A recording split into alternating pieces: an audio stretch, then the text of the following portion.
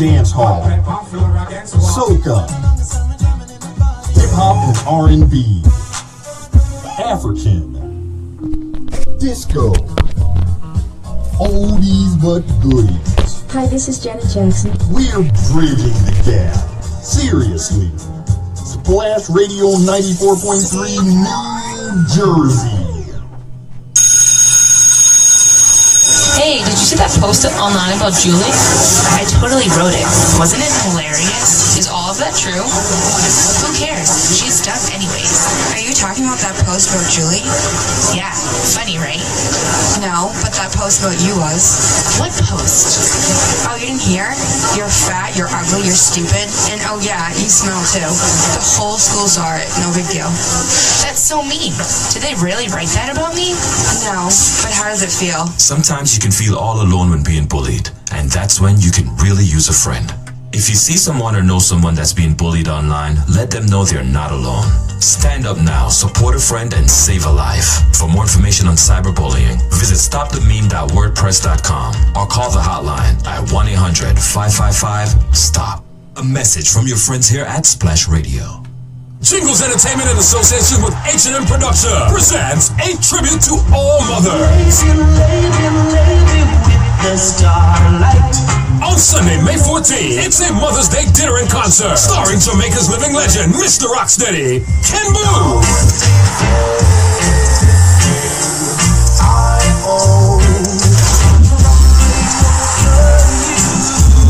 Along with Jamaica's singing sensation, Ghost. It's a tribute to all mothers. On Sunday, May 14th, Mother's Day. It's a Mother's Day dinner and concert at Clubby Clips, 247 Fabian Place in Newark. It's a Mother's Day dinner and concert starring Jamaica's living legend, Ken Boo. And Jamaica's singing sensation, Ghost. Also performing Jeffrey Smith and New Jersey's own Patrick Irie with MCs Greg and Lady D. Music by Unity Music, DJ Printo, DJ Jason, and DJ Earl. Dinner is served from 6 p.m. until 8 p.m. Showtime is at 8 p.m. sharp. Early bird tickets are available now for $40 in Somerset at the Island Breeze Restaurant, in Teaneck at A Taste of Island Spice, in Newark at Tasty's Restaurant, in Patterson at L&A Restaurant, and Golden Crust, in Orange at Unisex America, in East Orange at Tropical Flavors, and People's Choice Restaurant, and Michelle Restaurants in Irvington. Don't miss a Mother's Day dinner and concert Sunday, May 14th, Mother's Day, starring Jamaica's living legend, Mr. Rocksteady, Ken Boo. The biggest outdoor water party to hit New Jersey, H2O, and formerly known as PCW. Go to H2ONJ.eventbrite.com. H2O. Watch how slow it is. Looking for trustworthy tax professionals? Give Impact Corp a call. We will assist you with all your tax needs. We are a team of CPAs and IRS. Oh no, I texted. You are also known as PCW. Go to What's coming through there? What's feeding back through there? Watch how slow it is. This was on.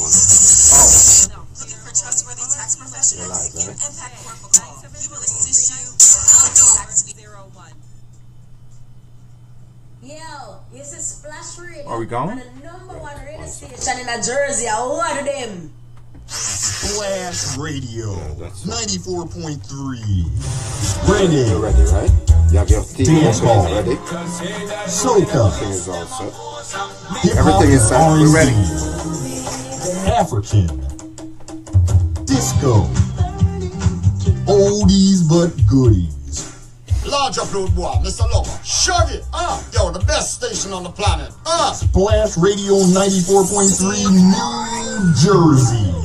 But I don't know, so Mr. G represent for 94.3 FM Splash Radio. We don't splash out the music on them. Initialize sequence now.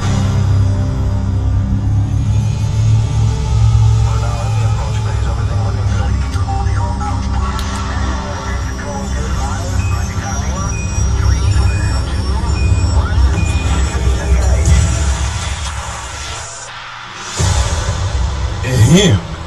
Your attention, please. This is no ordinary show. covering news and information for Essex County, New Jersey, and beyond. This is the Eric Dawson Radio Show, broadcasting from 94.3 Splash Radio. Now, here's your host, giving it to you like only he can. It's Eric Dawson. Hey, good morning. This is Eric Dawson, and this is the Eric Dawson Radio Show, 94.3 FM. Calling number 973-457-8000. Again, it's 973-457-8000. If you're listening through your mobile device, it's 213-493-0287. And if you are, if you're checking us out, we're streaming live every day. What you doing, deodorizing in here, man? So we're streaming live every day. You guys see OB taking care of the studio and take care of everything here. I'm so fortunate to have him. But we're streaming live on Facebook from 10 o'clock to 12 o'clock. Today's going to be a very interesting show. We're going to have, I'm going to talk a little bit about this Donald Trump thing, the firing of James Comey.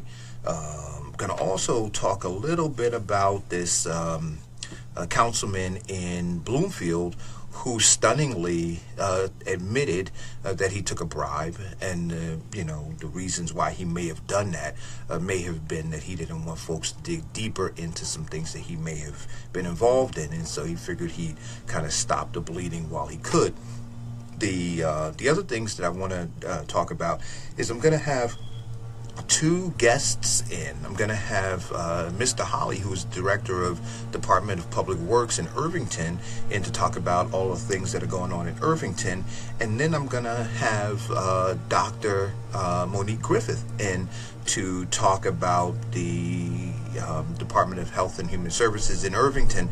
But I'm equally excited to spend some time talking with Dr. Griffith because she has a private practice about all of the things that we always talk about in our communities, the things that impact our children, right? Yesterday, we talked about a number of issues. Remember, the 99% of youngsters who were handcuffed in New York were African American and Hispanic, and or maybe the majority of them, were African American. And we were talking about the psychological toll that takes on not only the student who is handcuffed, but all of the students who witnessed that. And there was a 15-year-old who was quoted as saying that, it was racist. It was a racist environment. And so when we're talking about our kids not only living in a community, and then there was a post, and I shared it. It was from, I believe, the 13th Avenue PTA website. Folks tagged me in on it, and one of the teachers was talking about breaking up a fight and how when we were kids, and so I'm 54, so I can relate. When we were kids, once you got on top of somebody, the fight was pretty much over, right? You knew you won.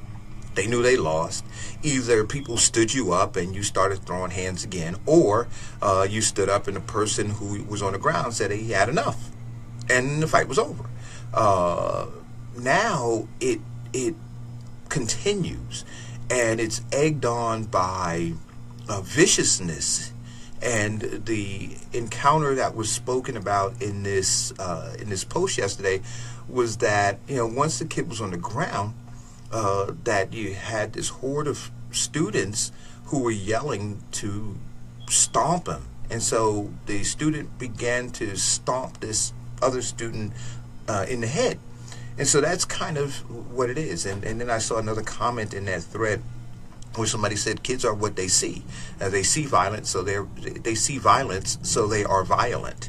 And so all of that to me leads to that whole discussion of post-traumatic stress disorder. And this is Health and Wellness Wednesday, and so I hope to be able to touch on some of that with Dr. Griffith.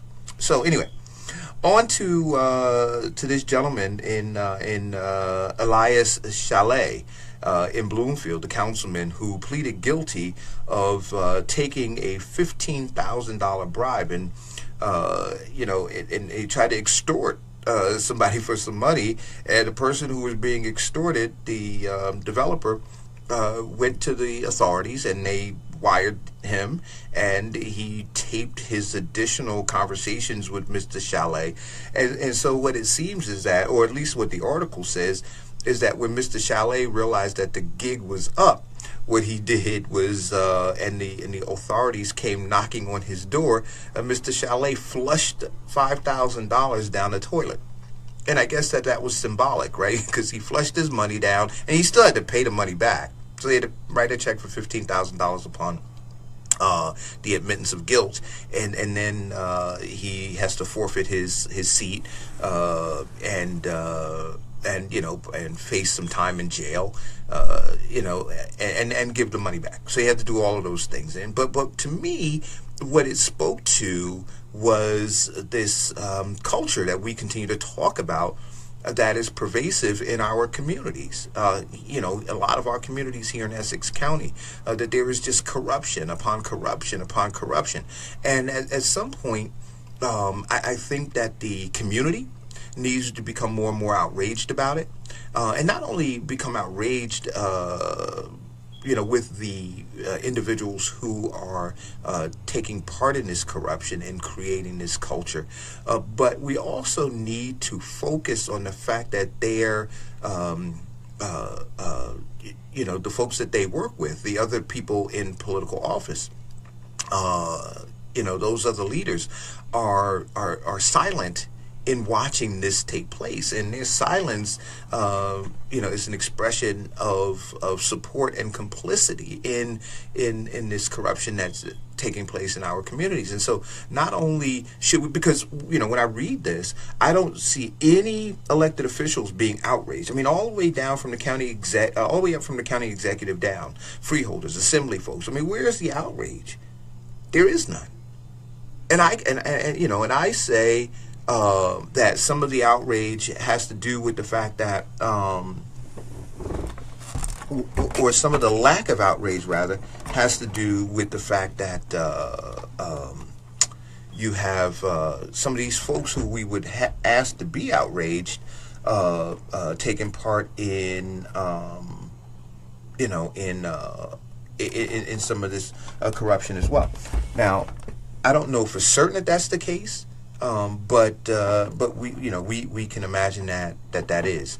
I was hoping that I could get a phone call in today, and that hasn't happened yet. So what I'm going to try to do, and I apologize for this, but I'm a one-man show in the studio, so I'm going to try to take a really, really brief break. I'm going to check out the radio, the telephone, see whether or not I can find out why it's not working, get the call in, and then we'll be right back. I'm hoping that I can figure this out, because I want to have this discussion with Osman about what's going on with Donald Trump. We'll be right back. We'll try to be right back after this commercial break. All right? Thank you for staying tuned. Blast Radio 94.3 Reggae, Dancehall, Soca, Hip Hop and R&B, African, Disco, Oldies but Goodies. Hi, this is Janet Jackson. We're bridging the gap. Hello, Oz. Splash Radio Hello? 94.3 All right, hold on. New Jersey.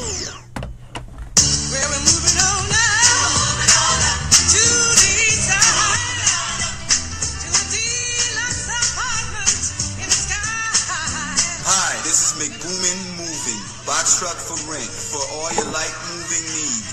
Anywhere within the North, East Orange, Irvington, Orange areas. $50 a trip from Monday through Thursday. $60 from Friday through Sunday. Call 862-279-9300. That's 862-279-9300.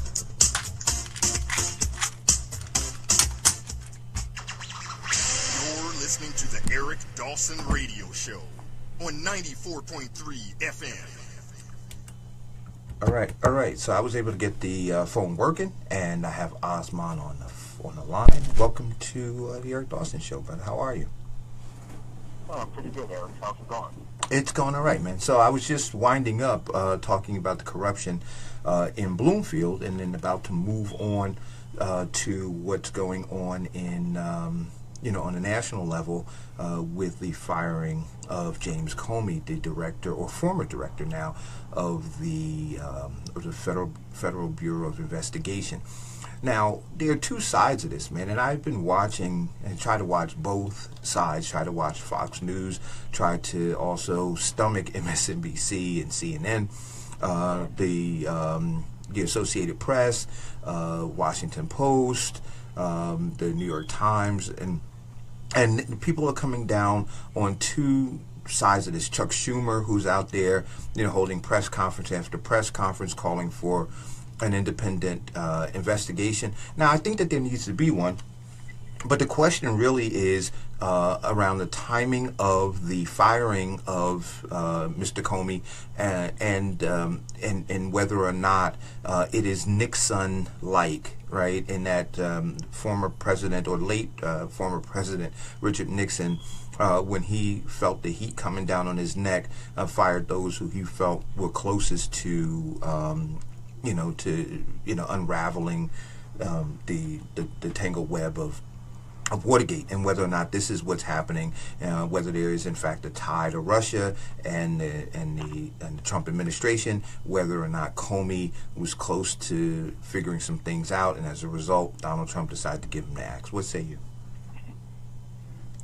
Well, first of all, the premise that the Democrats and the mainstream media is putting out, that somehow by firing this incompetent political director, FBI director Comey, is some kind of way going to impede the investigation. That is absolutely not the case. The investigation is going to go on. Whoever's been working on it is still going to be working on it. And the bottom line is the man is just political and he's incompetent. Well, what say you about the people who say that, that the director will be responsible for, providing resources and moving resources around as the investigation moves forward? And if it's somebody who is favorable to the president and, they're seeking, not to uncover certain kinds of things, they could shift those resources around and make sure that things are not uncovered. Well, you can always have those conspiracy theories out there. There could be 100 different scenarios if that's the case. But at the end of the day, it was a hearing a couple of days ago on national TV. Obama, CIA director, who was at the heart of this investigation that has been going on for 9 months, has said there is no evidence whatsoever, nothing, zero, that Trump or his campaign colluded with Russia to some kind of way determine the outcome of this election. And it's curious to me that James Comey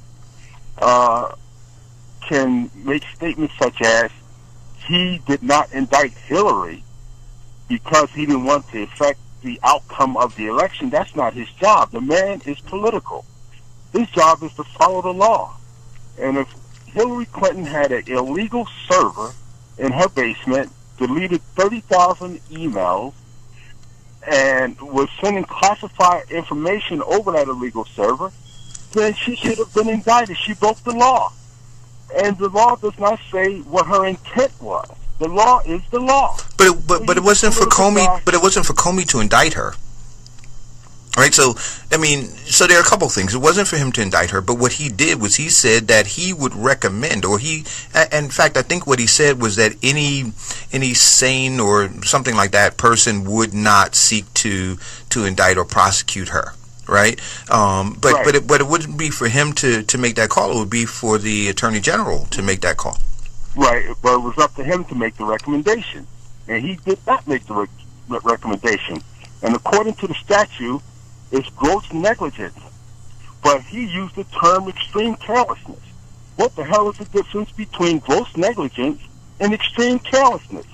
So it was up to him to recommend to the Attorney General that charges should be filed, or at least put forth a grand jury investigation and let's see what they found out. But he himself stated that the reason why is because he didn't want to be perceived. Worried about himself and his reputation, he did not want to be perceived as affecting the outcome of the election.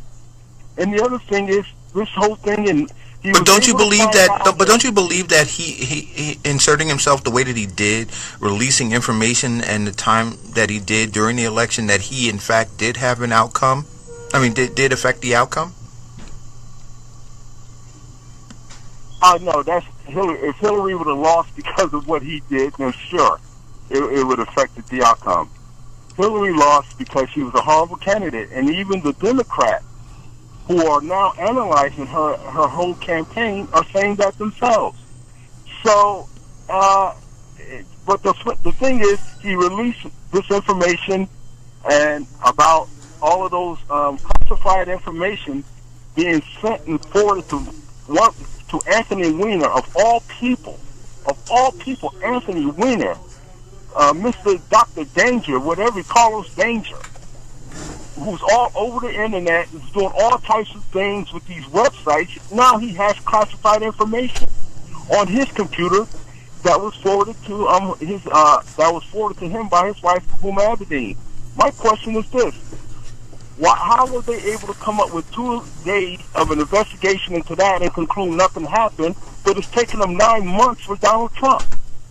Why did they not investigate Huma Abedin for doing what she did? Why is there, if there is a real concern about Russia, how is it that Bill Clinton can go to Russia, give an hour speech and get paid $750,000, and then at the same time, after that speech, Hillary Clinton approves 20% of the United States enriched uranium supply be shipped to Russia, and then that same company that got the uranium gives the Clinton Foundation $130 million. So are we really concerned about Russia? Or is this a political witch hunt being launched against Donald Trump because they find him, the establishment, unacceptable? Now, this has been going on for 9 months. 9 long months, and still there is no evidence. And the funny thing is, you remember Sally Yates, who was an Obama leftover in the Attorney General's office prior to Jeff Sessions taking place. She had some information then about this guy, Donald Trump's man, who he fired because he lied to him. Now, I can't believe his name escapes me right now. But at any rate, he was unmasked. His name was unmasked when he has done nothing wrong. Where? And then they asked Sally Yates, did the FBI director ever investigate you or mention to you about the leaks that happened? She said no. So why is the investigations always turned against Trump? And why is it taking 9 months? And it's like I said, if Russia is really a concern for those folks who are against Trump, how is it that Bill Clinton got a $750,000 speaking fee for an hour, and then we sent Russia nuclear-grade enriched uranium, 20% of our supply, and then that same company gives the Clinton Foundation $130 million donation. So I guess here's the question. It's really about Russia. It's really about Russia. Well, but here's the question, and I agree, all of those things occurred, and all those things should be looked into and examined. But at the end of the day, the question is whether or not Russia had a hand in this election, whether or not the Donald Trump campaign colluded with Russia in order to win. Right. And so absolutely. And so I believe that all of those other things occurred that you mentioned, and we need to take a look at them. But it doesn't negate the fact that if they can prove that that Trump was colluding with Russia or vice versa, to tip the scales of the election, then there's a problem there too. Doesn't say that there's not a problem in all of these other areas, but I think that they're willing to sacrifice all of that now. It's almost like a game of chess, right, where the objective is to capture the king, right, to call mate. And so they're willing to sacrifice these other pieces, all of the pieces that you talked about, acknowledging, the deals that Bill Clinton made, acknowledging what has taken place with Donald Trump, I'm sorry, with Hillary Clinton when she was Secretary of State, the enriched uranium, all of that. I think that at this point they'll say, you know what, we'll sacrifice all. I take all those pieces off the board if you want, but what we want to do now is called checkmate, and we want to get rid of Donald Trump. Absolutely, that's the whole intention. And as I said before, Obama's CIA director, who was at the heart of this investigation, obviously to try to destroy Trump, even he last week admitted that there is no evidence that not only did not Trump collude with Russia, but no member of his staff.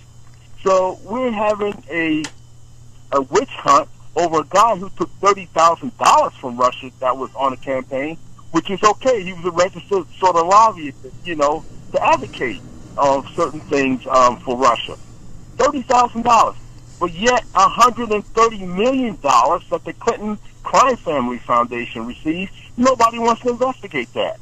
Nobody wants to investigate the fact that Bill Clinton got a $750,000 an hour speech from Russia. So, back to your point, there is no evidence after 9 months of intense investigation that Donald Trump or his campaign colluded with Russia. This is a witch hunt. It's dividing the country. It's a big distraction. And why this continues to go on is beyond me. It's not good for the country. So if Comey felt that all of the things that Hillary did, which met the definition for for a recommendation for an indictment or a recommendation for a grand jury to invest, if all of those things was not brought to the fore and he didn't recommend, according to his words, because he didn't want to disrupt the election, which is not his job to make those kind of judgments. His job is to follow the law. And by the law, all of the evidence against her and all the illegality that she engaged in, she should have been indicted. Or an indictment should have been recommended, and the grand jury should have been convened. So he didn't want to disrupt the election, but he's willing to disrupt the entire country after 9 months of investigations that's showing nothing happened. Well, what is Comey doing? I mean, Comey has said, well, according to Donald Trump's statement in the letter that was issued out to former Director Comey, which said that that Comey acknowledged to him that he was not the target of the investigation. So, in what way? And so I'm looking at that and saying, if in fact Comey has said to Donald Trump, "You're not the target of this investigation," right? Then, if Comey simply came out and said that now, because there's question whether or not that was really said to the president. But if it was really said to the president, hello? Yeah, I'm here. All right. Yeah, I heard some background. But if that was really said to the president, if Comey simply came out and said, "You know what, I said to President Trump that he's not the target of this investigation," I think that it would quell some of the some of the conspiracy theories that are out there. But he has not said anything. But also, I would say this: if Donald Trump well, let me ask you this question. Do you think that the manner in which Comey was removed from his position was professional? It might not have been professional. I could definitely concede to that it wasn't professional. But it was definitely necessary. And the thing that everybody don't understand or choose to omit is that the president has a right to get rid of the FBI director at the time and place of his choosing. Right. That is the law. Correct. The FBI director serves at the pleasure of the president. Correct. but I'm saying just in terms of optics, right? Because I think a lot of the missteps by, not that I agree with everything that Donald Trump is doing, but a lot of the fodder that's out there is a result of his manner, the manner in which he does the things that he does. So, for him to fire Comey the way that he did, and for Comey to find out by watching television while he was addressing some of the folks at the FBI, just leaves room for people to have further criticisms about this president. Right. Well, he didn't fire him in a professional manner.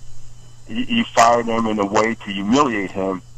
And I personally, I wouldn't have done it that way. Even though the man is a disgrace, even though he's incompetent, even though he's a political hack, even though he's being divisive and keeping these investigations going on and deciding outside of the law who's going to be indicted, how long an investigation is going to go, I wouldn't have done it that way. But to be quite frankly with you, I have such disgust and disdain for FBI Director Comey. I personally don't care how he was fired, because he's a disaster.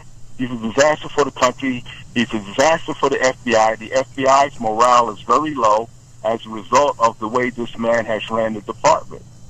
So I would have done it differently. I would have probably told him myself, or I had the human resources or somebody, let Jeff Sessions fire him. And also, here's another thing that people are missing. Rothstein, which was Obama's deputy attorney general and worked for the Obama administration, he is the one that recommends that FBI Director James Comey be fired because of his horrible leadership, his horrible divisiveness, his dishonesty to not follow the law and inject politics in his decision. So, once again, we had the Obama CIA director who under oath testified that there is no evidence whatsoever of any collusion between Donald Trump and his campaign, and then you had Obama's attorney general, somebody that worked in his administration, recommend that Comey be fired. And Jeff Sessions then put together the letter and sent it to the president. And if it was me, I would have fired him the day I was inaugurated. I wouldn't even wait it now, but apparently Donald Trump thought that this guy was going to be non-political. Now that he had won, get this silly investigation over, because I'd be quite honest with you, Eric, it is the politics of personal destruction that's going on. They don't like Trump, and they want to keep this going on and dragging it out. And if you can't find any proof with as much money as the FBI have in 9 months, I mean, for the CIA director under Obama say that there was no evidence whatsoever, then what are we doing here? This is just not good for the country, having this man as the FBI director. And the other thing is the investigation still goes on, but hopefully we will come to a conclusion so this country can unite to whatever level it can and to move forward. What do you think the possibilities of? I mean, when you say unite, and everybody uses that word, given how divisive the election was, I mean, because it literally was split down the middle. I mean, is there any real hope of uniting? I mean, it seemed to me that from the moment it was clear that Donald Trump had won the election, there are some who are not just Democrats, but some Republicans who were upset about it, that they were just hell-bent on destroying this presidency and looking forward to 2020. Yeah, well, you got guys like John Kasich, the governor of Ohio.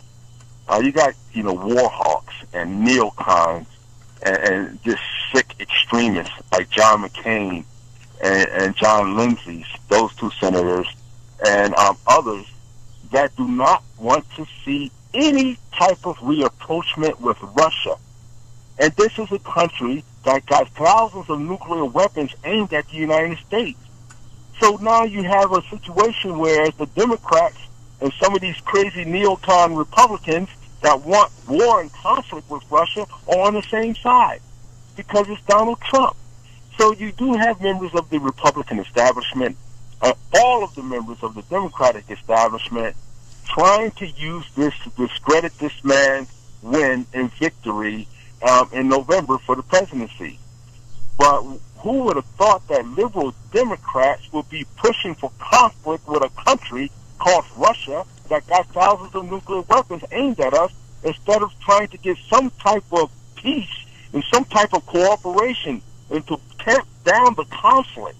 What has gone on? So it just shows that everybody is selfish for their own political interests, and they're not thinking about what's good for the United States of America and what's good for this country. For those who keep continuing to push this conflict with Russia, when if we had cooperation with them, we can do things like solve the situation in Syria. We can do things like have a greater effort in cooperation and sharing of intelligence against Al-Qaeda, against ISIS. So what are we really after with? Are we willing to sacrifice the interests of the country in order for political reasons just to keep destroying Trump and chipping away and continually trying to present him as an illegitimate president? And that's what seems to be happening to me, Eric.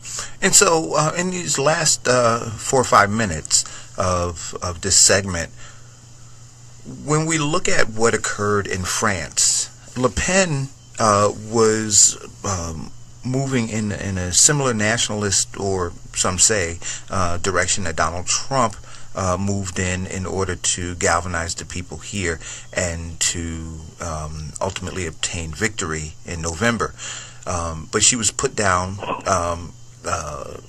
well, in some ways, because there's some people who say even though she lost, she won, because she garnered more than twice the number of votes that her father previously got, and so her so that she's really ahead of the opposition movement now to Macron. But there are concerns even there that Russia, and in particular Putin, tried to put his thumb on the scales of that election as well. So so you have that alleged here in the United States, and you have it alleged there in France. How convenient, right, Eric? To think that Putin would be involved in the French election with all of this crap going on with these accusations flying around in the United States is a stretch. And I hate to say this, but people really need to read beyond CNN and MSNBC and go out there and read some real books about how intelligence and black operations work. So you could have had somebody, and we showed that with the WikiLeaks. WikiLeaks showed that, Julian Assange, that they do intelligence operations all the time and put the footprint on a foreign enemy or a foreign adversary to make it seem like they did it. So, and you found out that after this so-called email thing by the Russians in France, the person that was neck and neck almost with Le Pen all of a sudden got a 22-point lead. So who knows who was behind this act? It could have been an inside intelligence operation from the French intelligence services. Or it could have been them farming it out to another NATO ally to do it and put the footprints on somebody else. But at any rate, he lost. And I find the timing convenient. And here's the whole thing. It happened. If Russia was going to do it, why wouldn't they do it 2 weeks ago before the election instead of the period where nothing could be leaked? In other words, even though those emails were dropped, none of it could be published by the newspapers because France has a quiet period, like a couple of days before the election. Nobody can do anything. They can't campaign. They can't do anything. So if it was Russia trying to disrupt the election, why not 2 weeks ago so that all that stuff will be leaking out up into the vote? But they did it during the quiet period, meaning that they can blame Russia, but by the same token, nobody can see actually what was leaked. So the whole thing stinks to me, what happened in France. And so what are your thoughts about the victory and Macron's his position, direction that he wants to move France, and this opposition movement that's being led by, and the growth of that opposition movement by Le Pen? Well, what basically is going to happen, he's going to stay into the EU, so that's going to create a lot of financial stability in Europe, because the EU would have crumbled if Le Pen would have won and pulled Germany out. I mean, I'm sorry, not Germany, and pull France out a very huge Western European economy, again, another country out of the EU. So in that respect, I mean, it's going to create economic stability for the world, because, like I said, the disruption of the EU would have been, temporarily catastrophic, but eventually, like all things, eventually the world economy would have rebounded, but it would have been a definite blow. And he's going to maintain status quo. We're going to have NATO intact, and we're going to have these open borders between France and the other European countries, and that's it. So the establishment is very happy with him winning first, and they won that one. Right. And like I said, you really think about strategically, if somebody was trying to disrupt the election, they would have done it during the quiet period, so they would have done it 2 weeks ahead, when the journalists and newspapers and media outlets could have actually published that stuff, but they couldn't even publish it because it was done during the quiet period, which is, according to French law, you cannot release anything, the newspapers cannot publish anything that could affect the election within a couple of days. That's how it works. Okay. So, listen, man, I appreciate you calling in and weighing in on this thing. And for folks who, who are watching it, I mean, it is important to do your own research. You have all of these media outlets that have their own biases, and they're trying to project those. But if I'm not saying don't watch MSNBC and CNN, but also watch Fox, right? Also listen to the different radio shows. Purchase 2 or 3 different newspapers and read them all, because you'll see, the two sides very, very clearly. And somewhere in the middle of all of that, and if you do your research on history, you'll find you'll get closer to what the truth is. Well, Oz, listen, I want to thank you for coming on, and I want to plug the fact that tonight you and I will be on internet radio, right, on Real Talk Radio, and we'll have Moses Singletary on for part 2 of an expose of what's going on in government in Newark. Absolutely, and I look forward to it, Eric, and you have a great day, and I thank the listeners of your show for taking this information in, and at least 2 sides were presented, which is what real journalism is, Eric. Absolutely. Well, thanks for the call. We'll be right back. Take care. You're listening to the Eric Dawson Radio Show on 94.3 FM. Looking for trustworthy tax professionals? Give Impact Corp a call. We will assist you with all your tax needs. We are a team of CPAs and IRS enrolled agents. If you are audited, our audit protection team will represent you at no out-of-pocket costs. We provide 3 years audit protection and a year identity theft protection, so you can have peace of mind without fear of audit. Call our team of tax experts today, 973-395-4401. Yeah, but I need you. We're going to go live. You're listening to the Eric Dawson Radio Show on 94.3 FM. Hey, this is Eric Dawson. This is the Eric Dawson Radio Show, 94.3 FM. So I mentioned to you guys earlier that I was going to have 2 in-studio guests, and I'm happy I have one here, and the other one is coming. And we will be, discussing a lot of issues in terms of what's going on in Irvington. One will be talking about the Department of Health is it called the Department of Health and Human Services, Doctor? Department of Health. Department of Health. So I'm here with Dr. Monique Griffith. She is the director of that department, and then in addition, at some point, we will be joined by Mr. Holley, who is the director of the Department of Public Works. Am I correct? Yes, you are. Yes. So listen, I read your bio. Was very impressed, for what that's worth, with the work that you're doing. I wanted to spend some time, and I was hoping. Well, we're gonna have Mr. Holley on at some point, but then once we wrap up with him, I don't know how long I have you today, But outside of the work that you do in Irvington, your own practice, Yes. right? And dealing with a lot of the issues that we talk about on the radio show. In particular, yesterday's show, I was talking about the post-traumatic stress disorder that is being ignored in our community, right? So, we have our children and we're trying to get them to go to school and we're trying to get them to behave and we're trying to get adults to behave. But with all of the violence that and other kinds of things that are impacting them on a daily basis, we're ignoring some of the root issues as to why they're not doing the things that we want them to do. And I saw in your bio that you have been working tirelessly in those areas as well. Yes, absolutely. Yeah. So, but let's talk firstly about what you're doing in Irvington. Okay. Well, I am the Director of Health, and, within the Health Department, we're responsible for providing public health services. Mm-hmm. We have an animal control division where we monitor the activity of animals, making sure that they're vaccinated, making sure that pet owners are responsible in their actions. We have a vital statistics division. We also have a public health nursing division that monitors communicable diseases and limits those communicable diseases and intervenes when necessary.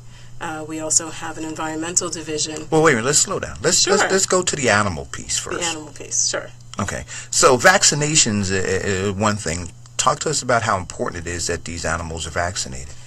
Well, when you think about the community and you think about communicable diseases, basically conditions that can be passed from one individual or organism to another, animals are a part of the community as well. Correct. So it's important that we are responsible in vaccinating them, specifically when it comes to rabies, because they can contract certain illnesses or diseases that also humans can be impacted by.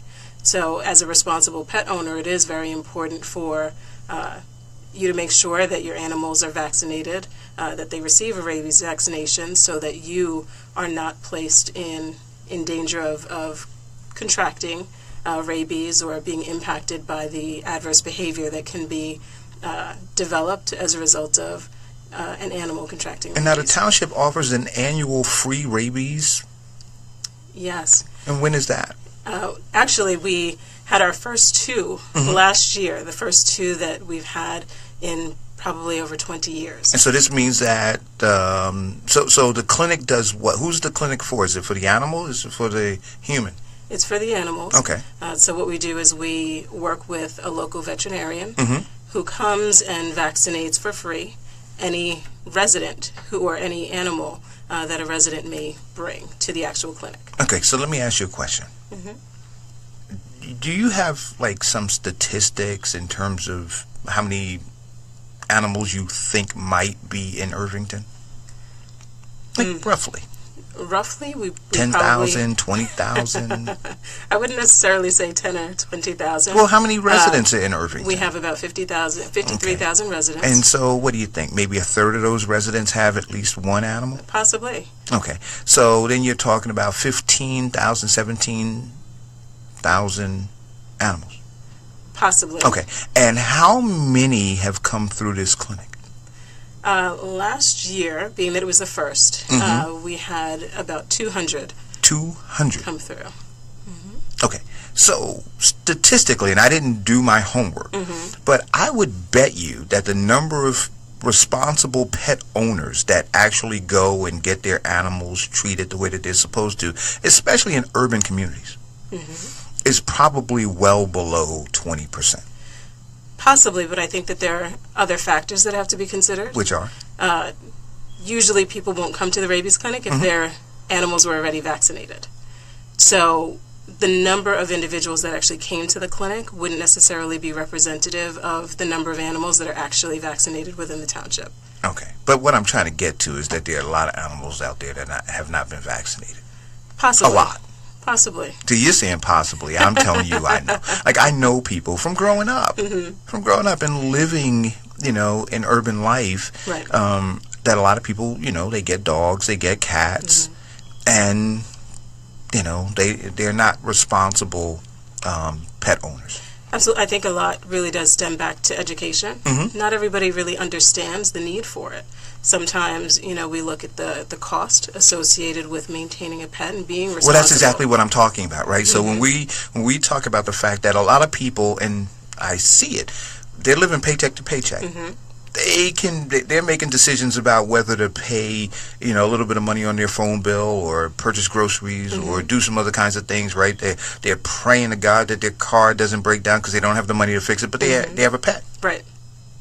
Absolutely. And what I'm willing to bet is those are the same people who don't take care of their own health, right? Go get their regular checkups themselves. So I would almost roll the dice and bet that they don't do the same for their pet. Absolutely. Right. And so that's why I'm going back and saying there are probably a whole lot of pets there who have not been treated. But you offer free. Right. And I don't doubt that there are a number of pets that aren't vaccinated. And that's why one of the benefits is offering this particular service, which is really supported by the New Jersey Department of Health, so that we can start to increase the number of animals that are in fact vaccinated. Okay. So now since we're talking about pets being vaccinated, and this isn't on the list of things that we're going to talk about, but it still has to do with pets. Okay. Excrement. Okay. People not cleaning up after their animals. Talk to us about how unhealthy that is. It's very unhealthy because you have organisms that reside in feces, right? And that can certainly contribute to a human contracting a virus that a pet may have. So absolutely, a part of responsible pet ownership is cleaning up after your animal. Right, and then so people don't clean up after their animals, a lot of them, and then folks don't take their shoes off when they walk in there. So they're bringing everything into the house. All of it in the house, guys, and especially if you have children right. who are not walking yet, right, who are crawling. And the reality is that children are more susceptible to contracting illnesses, right, because their immune systems are still developing. So it's just important to be aware of your behavior and how your behavior will in fact impact your health. Like something as straightforward as just removing your shoes when you walk in the house. My sister makes me remove my shoes now. Really? Yeah. I don't, you know what, and I'm telling you guys you should remove yours. I don't remove mine in my own home. But I don't have any children. But I still should, right? Has nothing to do with children. It has to do with just the fact that it's nasty. Right. It's not a requirement, but it's something but it is to think about. It's just nasty. I mean, you can say nasty. Is that a like a doctor, clinical kind of nasty? Right? I wouldn't say it's clinical, but yes. Okay, but it's the truth, it right? Is the truth. It is the truth. So some of the other things that that we listed here to talk about was the development of Irvington Health Coalition and yes. other related initiatives, right? So yes. let's talk about some of those. Okay. And now you have like RFEs. What is that? Retail food establishments. Okay, so increased monitoring of local retail food establishments. So is that like they're saying like there's some places in Irvington that need to be checked out because they may not be clean? Well, that's everywhere. That's a standard part of a local health department because it does fall within the environmental division. So every retail food establishment is supposed to receive an annual health inspection. And how are you guys doing with that? We're doing well. There are different classifications, and we're doing really well. We've been able to increase the monitoring, and sometimes the public doesn't necessarily know that it's happening, but it's something that's important because if retail food establishments aren't doing what they're supposed to be doing in areas that the public can't see, then the public will be susceptible to illness. So any places shut down? In Irvington? Yes, sometimes we have to. We have to close, restaurants just so that they can do their due diligence in cleaning or maintaining their facilities so that they can then reopen and serve the public. Now, do you guys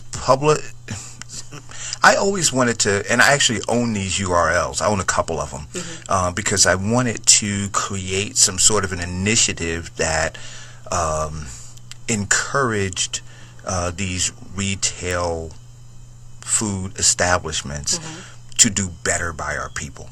I've been in some of them, bodegas and restaurants where, again, I'm going to use that word, nasty. They're just nasty. You walk in and the floor is filthy. I've seen,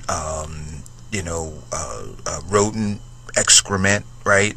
I've seen all kinds of stuff. I've seen outdated meat and other kind of products on the shelf. And I know you guys, from a governmental standpoint, are working on doing some things there, but I think that the community can play a role in helping you, right? Absolutely. So if you had some sort of a portal, or maybe you do, where folks who encounter establishments like that can go and post them for you guys to go and not only monitor but rate, so that residents in the community can say, wow, you know what, the township gave this establishment a 5-star rating, or gave this establishment a 2-star rating, or closed this establishment down, and they can see these records, and then you can help guide them in where they should shop.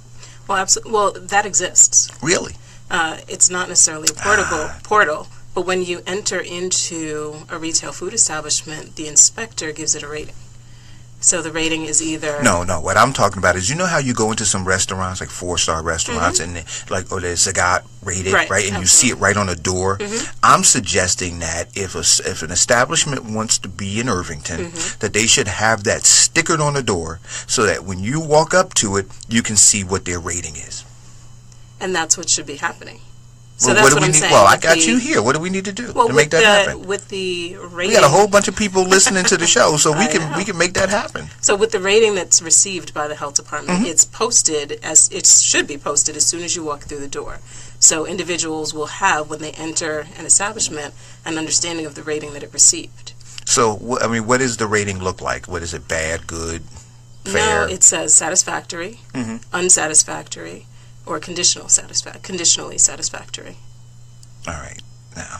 So it's different than you 4-star, 5-star. You're getting what? See, because satisfactory, conditionally satisfactory. People don't. I mean, not that they don't understand those terms, but hotels are rated by stars. You go on Amazon, products are rated by stars. Everything is rated by stars, and so you have this other rating system that isn't associated with how people are used to rating other things in their lives. Would it be difficult to have it rated by stars? I would say difficult. I would say that it would take some thought to execute it. All right. Well, I want to partner with you guys and think about it. Because I'm convinced that if the residents walked up to a place and they saw that there were 2 stars, they may walk away. And then here's another thing, and maybe I'll talk to the mayor about this. I'm just like full of ideas. To have a place where, again, a portal somewhere, like an app that people can, to say, here are recommended places. Right. That would be great. Right, here are recommended places. And now what you do is you're spurring business development, right? But only to places that are willing to put the effort in to be the best places. Absolutely. Right? So, all right, so we're going to work on getting that done. Sounds good. Now, some of the other things, the senior companion program. Yes. The youth and senior companion program. Talk to me about it. That's a part of it's an initiative that falls within the Irvington Health Coalition. The idea was really to partner or pair youth with seniors, because what we were hearing and learning about was that the youth didn't understand the seniors, and the seniors didn't fully understand the youth, and the youth didn't necessarily appreciate the knowledge that the seniors had to offer. And the seniors also knew that they were trying to, let's say, utilize their new phones, and certain devices that they weren't fully aware of how to use. And we knew that the youth, could certainly do that. So by partnering the two populations together, we were able to increase their interaction, increase their understanding of one another, and then by virtue of that, impact just their quality of life and their functioning within the township. So the relationship is actually great. We have a partnership with the Irvington Public School System. We have also a lot of kids coming in from the baseball team to work with the seniors. So they've had Kings and Queens night. Oh, wow. And the kids were there. They were working with the seniors, serving the seniors. We have a partnership with the cosmetology department of the high school as well. So they're doing the seniors' hair? And they did the seniors' hair. Wow. They did their makeup, their nails, in preparation for their senior prom. And then they stayed, and, you know, everybody enjoyed themselves. Oh, that all sounds fantastic. Listen, we're going to take, in a few minutes, we're going to have to go to our 11 o'clock break, which is a hard break. But when we come back, I want to talk about this 5K walk run. Did it happen yet? It did. Oh. When did it happen? It occurred. Oh, you know, I saw flyers about it, and I didn't participate, and I wanted to. I need to, but okay. But when we come back, then we'll talk about some of the other things that you have listed here. Okay. All of them are really important. And then, like I said, I want to spend some time talking to you about the current time. Splash Radio 94.3. Reggae, dancehall, soca, hip hop and R&B, African, disco, oldies but goodies.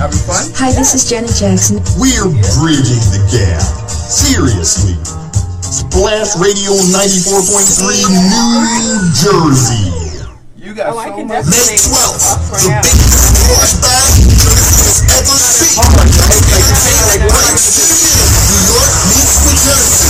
For a state of mind, black and gold affair. The official birthday bash for Little Rihanna, DJ Tim, Hot Rod the God, and out of New York, DJ Rich Rated R. Friday, May 12, 2017, 48 Brantford Place, North New Jersey. Music powered by DJ Biggs, DJ Maul, DJ Chronic, DJ Rich, DJ Darkette, and straight from New York City, DJ Kev Rich and Prince Chills. Doors open at 10 p.m. There will be tight security. All you can drink and birthday packages are available. For more information, please log on to torystateofmind.eventbrite.com. Again, that's Tory State.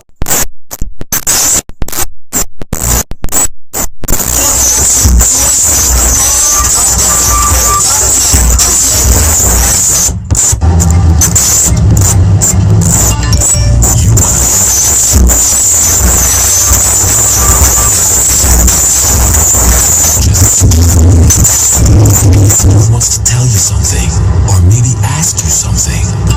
Ah, come on, answer it already.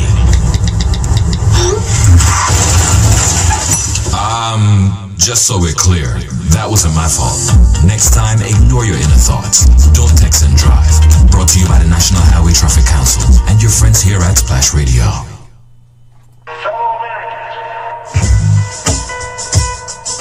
Large upload war, Mr. Lover. Shut up. Yo, the best station on the block. Splash Radio. Well, I know some Mr. J represent for 94.3 FM Splash Radio. We don't splash out the music on them. You're listening to the Eric Dawson Radio Show on 94.3 FM. All right, so I'm back with Dr. Monique S. Griffith from Irvington, the director of the Health. That's not Health and Human Services. What is it again? Health and Senior Services. Health and Senior Services. All right. So we were going down a list of the different things that you guys were working on. I was saying that I missed a 5K walk, and I wish I would have been able to attend that. But what I do love is the gap that you're bridging between the seniors and the youth. I think that's important, right? I was reading a post a couple of days ago, and they were saying that a lot of our youth, I mean, it's not so much that the seniors don't relate to the youth, it's that our youth don't have the proper reverence and appreciation for our seniors. And I think that leads to that gap that exists between them is what leads to some of what we see out in the streets. I know, for instance, that the grandmotherly love that I still get from my 95-year-old grandmother is, I mean, it's medicine. It's like chicken noodle soup. Right? It's true. Yeah. So, so talk to me about some of the other things that you guys got going on. as I mentioned, we partnered with the school district. So in addition to the youth working with the seniors, we also are partnering with the community to establish community gardens within the township. Ideally, we'll have, by the end of 2018, one community garden per ward. And that's something that the seniors are involved in, the youth are involved in, and the community is certainly invited to. Fresh fruits and vegetables, is that what it is? Because we do, many urban communities are considered food deserts. So there isn't a large degree of access to healthy produce and healthier food options. So we want to make sure that we're doing our part to support the community in increasing those options. All right. And then now, increased membership and activity within Irvington Senior Citizen Center. Yes. I've been there. You have. It's great. They're wonderful people. We have to. So you guys know the food ministry that the radio show helps sponsor. I first met Dr. Griffith by going there and ministering to the seniors there, and it's a great group of people. Absolutely. We absolutely love our seniors. They're so active, and it's great to just be able to sit down and communicate with them and even learn from them and have them pour into you based on their experiences. We have a lot of retired professionals, teachers, administrators, so it's a great group of individuals, and like I said, they're active. They went to Broadway last year. They recently came back from an overnight trip. So wait a minute, you become a senior at what, 65? 65 and older. Now, yeah, I got to tell my mother, she lives in Irvington and she's not taking part in any of this. Oh, okay. Yeah, definitely. Anyone who's 65 and older is certainly invited to come. 1077 Springfield Avenue. Oh, I'm going to drive her there. Okay. I know where it is. I know you do. And so now, continuous improvement. Yes. Right? So it's about, future goals. And we talked a little bit about the excrement that is left because of irresponsible pet owners. But when we talk about public health and safety in our communities, it's about maintaining the grounds within our community, right? Yes. And so we're talking about garbage pickups, we're talking about, a whole bunch of stuff. Yes. That can lead to disease. Oh, summer's coming. Water gathering. Mosquitoes. What is that? What was that new mosquito that came out with whatever that disease was that it had last year? A Zika. Yes. Even last year, we were sharing quite a bit of information regarding Zika and the importance of circulating water, making sure that even within your homes that you are protecting or you're monitoring your screens, making sure that there isn't easy access from mosquitoes into your home. Also making sure that if you have plants that you are either throwing away the water that sits in the basin that catches the water when you water your plants, just to make sure that, again, there's no water that's sitting and stagnant, because that's what's going to attract mosquitoes and also create conditions for the mosquitoes to breed.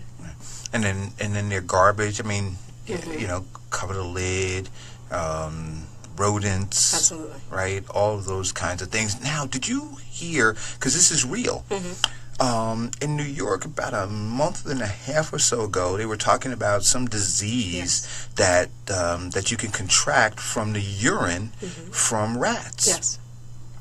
Right? So, you guys got to make sure that you don't provide an environment for them to grow and live. Absolutely. And in Irvington, we actually are working on developing a municipal integrated pest management plan. Now, is there a pest issue now? I had somebody on, a guy who's running for office in not in Irvington, in East Orange, and I didn't realize, but when he mentioned on the show that there was a rodent issue in East Orange, my phone's lit up and the Facebook thing just went crazy. And I said, I had no idea. Is there such an issue in Irvington as well? Yes. I think most urban communities experience that issue. You were mentioning New York. and also East Orange, but Irvington's no different, and that's why it's important for really everybody to do their part. It's not just something that is the responsibility of the municipality, even though we are implementing this particular program, but we really do need the support of the community, because if rodents have access to food, if they have access to a water supply, they're going to thrive. And we don't necessarily want that to happen. So while it's unrealistic to say that there will be zero rodent activity because they're a part of the wildlife, we can certainly do our part to diminish the population. Okay, I see that we have Mr. Holley in. So I'm going to ask, I know you got your cameraman who's doing his camera thing, but maybe if somebody can help Mr. Holley get a stool, bring him in. I've got a headset, and I'll just ask him to help, try to, I don't know if we've got a guy out. I think OB might be out there, but if not, just bring him in, bring a stool in for him, and I'll ask you guys to share mics. Sure. Now, I just want to stay with you before we move on to him. Now, I want to get him in here, okay. And then we'll handle the Department of Public Works stuff in a minute. The rest of what you do, where's your practice located, firstly? I have a practice in New York, and I'm actually transitioning the practice to Essex County. Okay, so I'm gonna ask something of you. When you transfer your practice to Essex County, I would love to be able to partner with you as an outlet, as a platform to be able to get needed information out to our community. Okay. Like I said, we do Health and Wellness Wednesday, and we talk about mental health, physical health, spiritual, and financial health. Okay. Yesterday's show, I had former chairman of the Newark Board of Education on, from Newark. I had him on, and we were talking about a plethora of issues that impact our schools. Because I think that that's really the foundation of a healthy community, right? Absolutely. And there was an alarming headline that I saw yesterday, which said that last year, 99% of the students who were handcuffed in New York public schools were African Americans.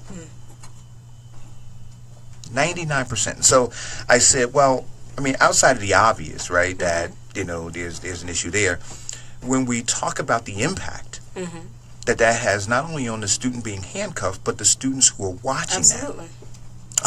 and that we don't address that emotional trauma that they're facing, right? And then I read a quote where one 15-year-old student said that this is racist. He said, I can't believe that my people, at 15 years old, he's carrying this burden. He said, my people are being treated like this. And so I said to Rashan, I said, look, so now you got this 15-year-old who, if you're his parent or parents, you have to dress him, get him prepared mentally to go into this institution that he has now said to you is a racist and hostile environment. And you have to try to prepare him to learn. How's that happen? It's difficult. Having worked in the schools, that was certainly a barrier to the kids really being able to adequately learn, because there were so many other concerns that they had, and beliefs even that they had about the environment, the individuals that were teaching them, what they thought about them and their ability to even learn and excel, that impacted their achievement. So, even, excuse me, when you think about treatment, it's important for everyone to really understand the impact of perceptions, beliefs, and even behavioral health related issues on the person as a whole, because it's going to impact what you do. And there are many, I don't know what the exact statistic is, but there are many, a large percentage of individuals who have been criminalized that have or maintain and exhibit symptoms, clinical symptoms, that would result in the behaviors that they're displaying, because ultimately behavior is a symptom of something greater. So if we are criminalizing individuals, if we are putting kids in handcuffs and not really addressing the root cause of what's causing them to act out, then we're doing them a disservice. And we're doing our community disservice Absolutely. too, because those are the ones who wind up out in the street. Absolutely. So then the discussion went on to talk about this young man who attends a charter school in Newark, who carried a knife to school, his teacher or somebody in the administration found that he had the knife. He didn't resist turning the knife over, and when asked why he was carrying the knife, he said because he didn't feel safe walking to school. And so for that child got a 45-day suspension. Now, when I look at the statistics where it talks about, children missing school and the high rate of suspension, which leads to a high rate of dropouts, which leads to criminal activity and incarceration, which leads to joblessness, which leads to more criminality, which, right, I say when you do something in the school, like suspend a kid for 45 days, you start a chain reaction, right? And so I was talking to a friend of mine last night, and he said, well, Eric, you got to discipline the kid. And I said, but you got to understand the root cause, right? The kid said, I'm not safe. And so somewhere along the line, somebody's dropping the ball, right? The community, elected leaders, somebody's dropping the ball where this 15-year-old kid who we tell to go to school says, okay, I'm going to go. But I understand that when I walk to school, I encounter all of these dangers. And since nobody else has been able to provide a safe environment for me, I have to, in my 15-year-old mind, figure out how to do this myself. Right. And then when he does that, he gets punished. And the thing that he needs most to try to extricate him out of a poor environment, which is an education that can empower him to do better things for himself, you now strip him of that for 45 days. And then I said, you still don't deal with the root issue. So nobody's talking to him about alternative ways to deal with that, right? Nobody in the community, to the best of my knowledge, I'm talking about this particular kid, has stepped up and said, you know what? We appreciate the fact that you valued education enough to want to come to school, and so now we're going to try to figure out how to provide safe passages for you to get to school. Absolutely, and I think that is certainly indicative of something that happens just community-wide. You can have maladaptive reactions to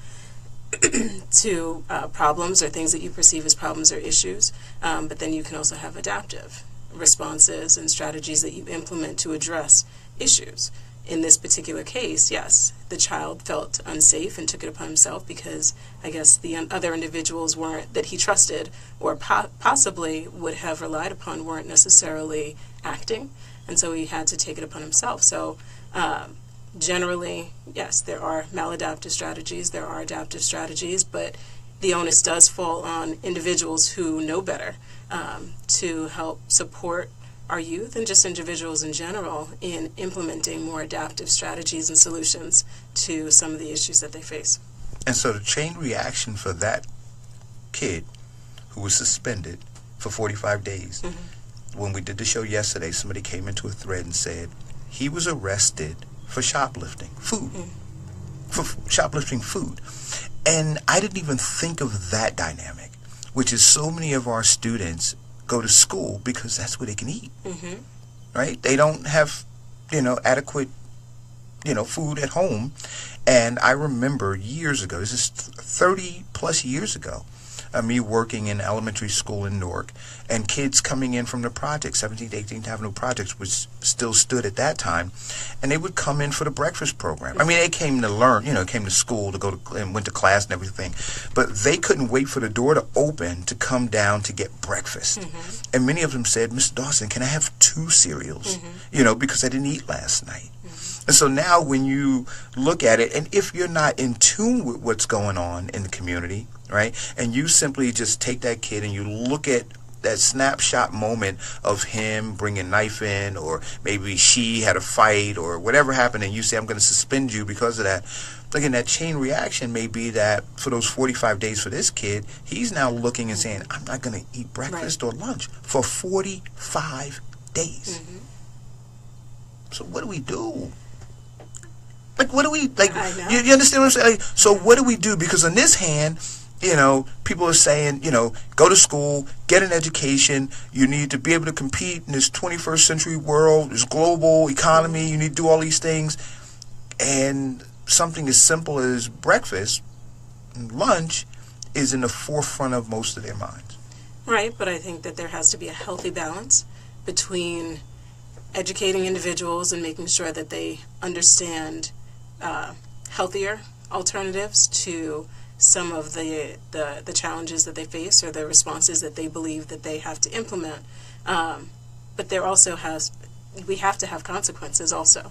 But there needs to be a healthy balance. And I think that, those that do make those decisions about implementing consequences, it's important for everybody to have a better understanding of the person and behavior and how you modify behavior appropriately so that we do start to address the root causes of these issues as opposed to just putting a Band-Aid on it.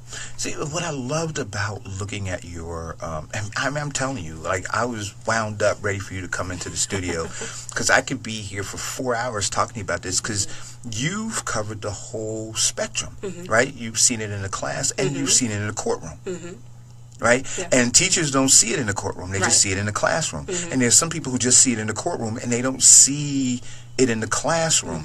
And so when I was in corporate America, we used to do cross-training. And it was the best way for somebody over here to understand how what they did or didn't do impacted this thing over here.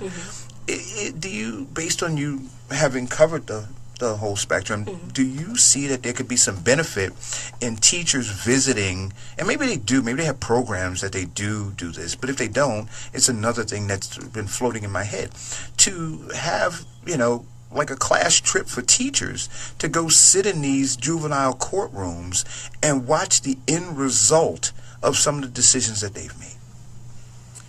Possibly. I think cross-training is important. I think that there is certainly value in individuals understanding the trajectory and how they might also play a role in shifting the trajectory of any one particular individual or student. But, the reality also is that many schools have clinicians, whether social workers or psychologists, that operate within the districts that also provide training to the educators that exist within the classroom. So it's important for that conversation to continue and that to continue being a part of the training that occurs within the school so that there is a greater understanding of the whole child, the whole individual, and factors that impact them.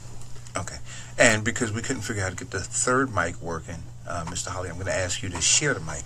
But I want to welcome to the mic. Well, thank you, Doctor. Absolutely. And again, I want to try to figure out how we might be able to partner on some of these Health and Wellness Wednesdays so that we can provide folks in the community who are in desperate need of trying to figure that out. Because we're, like I said, we're not dealing with emotionally healthy children in a lot of cases, but we want them to perform as though they are. And I think that's the elephant in the room that we need to begin to address. And then until we do that, I think that we're going to, continue to have a lot of the issues that we have. Agreed. Okay. So, Mr. Holley, welcome to the show. Welcome. Thank you. How are you, man? I'm blessed, man. How are you? Hey, I'm doing all right. So, listen, now we have Mr. Jamel Holley. Jamel. Jamel. Yep. Pronounce it? Jamel. Jamel. What did I say? Jamil? Jamal. I'm sorry. Jamel Holley. Don't worry, I get it all the time. Director of DPW. DPW is the Department of Public Works. Yes. Right? Those are the vital services. I mean, not that police and fire aren't vital too, but people they see you guys out there working or not working, right? They're the ones, you're the ones who get the phone calls when there are potholes and other kinds of things, all right? And we work. And you, I see the videos. Our guys, man. We work. I see the videos. The women and men of the DPW and the Department of Public Works in the city of Irvington are phenomenal men and women who carry the day-to-day activities and duties of keeping the town clean as possible. And they have been great partners. I don't look at them as my employees. I look at them as partners because we work together. And I train all of my employees to give them the opportunity to have my role one day. We're all a team, and we work very well together, and we know that at the end of the day, our job is to ensure that the mayor, the council, and the residents look good. And so you guys are doing a lot of work. Well, firstly, I want to say this to you. What's going on Lyons Avenue? Okay. Because So when I go to see my mother, I get off of the Parkway, and I usually make that right straight up Lyons Avenue to Springfield Avenue, and then the right on to Sanford Avenue. I now have to go all the way around. What kind of work is going on over there? Right, so that's temporarily, and that's a project, actually, a partnership that the County of Essex has done through the County Executive, Joe DiFrancenzo, as part of his infrastructure improvement plan throughout the county. And one of the items that needed to be addressed with our city was that bridge replacement and expansion there. And so the County of Essex has done a phenomenal job with our department and ensuring that we expedite this project as quickly as possible, but is much needed. And what we found walking into Irvington several years ago was that a lot of infrastructure has just been ignored. It has been ignored. Yeah, and you've said it because you witnessed it. And I don't miss it. Doctor tell you I don't miss it. Man. So the mayor has a great relationship with the county executive, and you know, in order to expand and to grow your communities and to provide good resources. Your community, you need these types of partnerships to get stuff done. And so Joe D has not only done bridge replacements, but our parks are now being paid attention to. We're renovating our parks. Irvington Park was just announced last week. We have partnerships with them with paving our roads. Lyons Avenue is the county road that was paved. And not only did they just pave, they also did curbing and sidewalks and ensuring that the streets, flowed correctly. And that's all a part of infrastructure improvements. And for so long, Irvington didn't have that, unfortunately. And you have a mayor who is very aggressive and has a great relationship with the county to bring those types of resources in. And we're just getting the job done. When I was mayor back in Roselle, I wanted detours everywhere. I wanted to show that something was going on. Right. For so long, nothing was going on in Irvington, and so now the complaints that come in is that everything is going on. That's what, man. And so I say, great. You know what? It's only going to be for a few months. We can get through it. You done been through it without it for 10 to 12, 15 years. People have to understand, you can't get progress without You can't. work, and so what we're creating is hype in Irvington. And stuff is getting done. And stuff is getting done. But then part of the issue, which I was talking to the doctor about earlier, is that it's about managing expectations. So is there some place, for instance, when I drive down and I see the detour signs, is there some place that I can go to see the progress or how long that's going to be there? Because I think part of the frustration might be that people look and they say, this is never going to end. But if they looked and said, you know what, this is a 2-month project, or we're anticipating it's going to be a 5-month project, then they can constitute their minds to say, okay, I need to reroute myself for 5 months. Sure, we try to give ample notice with projects that we're going to do that's going to move folks from their normal route in the mornings or after work. We try to give ample notice. Some folks don't get the notice, but all the listeners who are here, that if there's any questions, or even you, Eric, that you may have with infrastructure problems, whether it's projects for the county, I got no problem, of Essex, and I think you guys are doing a fantastic or job. Irvington, they can contact our offices. In the city of Irvington, our DPW department is 973-399-6693, and anyone can call me directly, and I will spend as much time as need be to talk to the residents about any of the projects that are going on in the community, whether it's sponsored by the city of Irvington or whether it's a sponsorship partnership with the county of Essex. Okay, so now you also want to talk to the listeners about recycling and garbage. Is that an issue? It is in Irvington, and what we've been finding is that we've been focusing too much attention on areas where people are dumping, areas where folks are not properly disposing of their garbage. And what we want to do in Irvington is, one, educate. And one of the things that we've done is come up with a yearly calendar that shows all the important dates and all the important items that you need to dispose of. In addition, in educating our residents, we also have a recycling center down at the Department of Public Works on Coit Street, where we're actually open on Saturdays as well, because some folks do work and sometimes they don't get the opportunity to put out the proper things out during the week, and they're at home on the weekends. So we open that facility for a few hours on Saturdays so individual residents can come down and dispose of their recycling, TVs, computers, keyboards, recycling items. We're trying to educate, and once we get a good educational program with recycling, residents will then understand that that's actually a benefit for the town. The more we recycle and recycle properly, the town gets more money back, and we can use that type of funds for other initiatives, programs, hiring residents to help us with clean communities, good garbage cans in your business district, recycling cans, just really building, making recycling fun, making recycling, make it fun. Make it fun. Make recycling Man, you fun. can tell he's director DPW. I mean, man. you gotta listen. My job is to collect garbage and do all the dirty stuff. You gotta make some fun out of it, man. I hear you, man. But it's a good educational piece, because at the end of the day, the residents will benefit when items are recycled much properly. Now, in terms of ordinances, because I do have family who live in Irvington, and I'll tell you, you guys are responsive. My sister actually called. She had a person who was across the street who had their garbage cans in the front of the house and had garbage bags and things like that and uncovered, and she called to find out what the ordinance was. And the garbage cans are not supposed to be in front of the house, right? Where you're putting garbage, it's supposed to be on the side or on the back of the house. You bring out to curbside. No, on garbage day. Yeah. No, I'm talking about just normally. That's you're not supposed to put out garbage without it being your garbage day. Yeah, so that's what was happening. So. Yeah, but I appreciate that, and I appreciate the comment about us responding, because what I try to instill in my employees, partners, as I call them, is we are there for the residents. We are there for the residents. They pay our salaries. They pay us.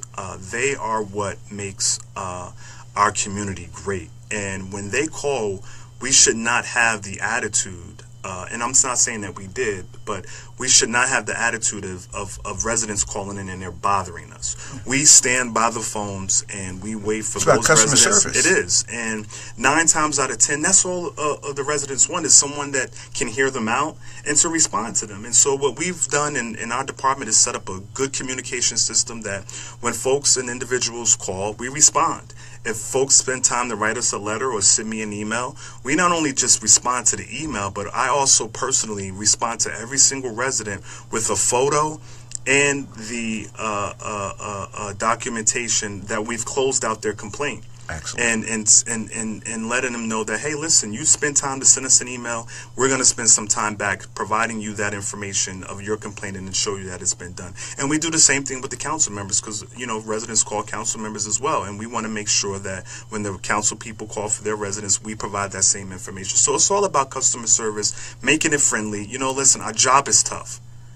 Everyone wants to complain. The Department of Public Works is the Department of Complaints. But we got to make fun out of all of this. And that's what I try to do with my partner employees there and the residents, to let them know when you call up to the Department of Public Works, someone's going to listen to you.